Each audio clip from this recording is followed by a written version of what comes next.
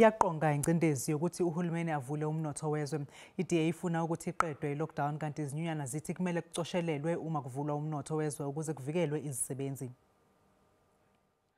Sekucace bha ukuthi kunabathile abangahambisani nesinqumo sokwelulwa kwe-lockdown. I-Democratic Alliance kanye nezinye izinkampani ezizimele baphakamisa ukuthi umengameli uRamaphosa awuvule umnotho wezwe. Yize ezinye izingxenye zomnotho zisebenza ngaphansi kwesigaba sesine se-lockdown, unobhala jikelele weSAFDU uZwelinzima Vavi uthi uHulumeni kumele aguqule indlela athatha ngayo izinqumo uma ezama ukuthola izisombululo zokuthi i-lockdown ingashaye kakhulu emnothweni wezwe.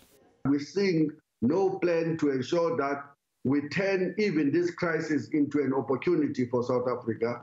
We build more cement factories at this moment. We build more brick factories.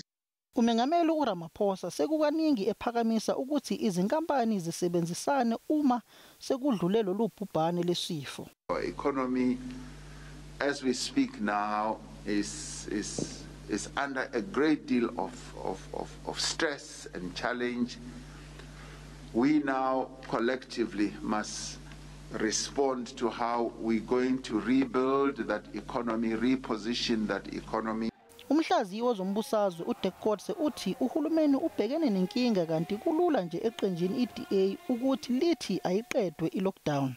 All of this is an indication of the different interests that are dominant within the different political parties. And we know that the DA is traditionally very close to the private sector, and that is what will explain why they have such a strong view on this. I-Democratic Alliance inembuzo ethi engabe zihambisana nomthetho yini zonke izinqumo ezithathwe umkhandlu okuwona obhekele ukulwa negciwane icorona. Isamile kwelokuthi mkhulu umonakalo odalwa yi-lockdown. Ngusamkelo Maseko ezindabeni ze-SABC eGoli.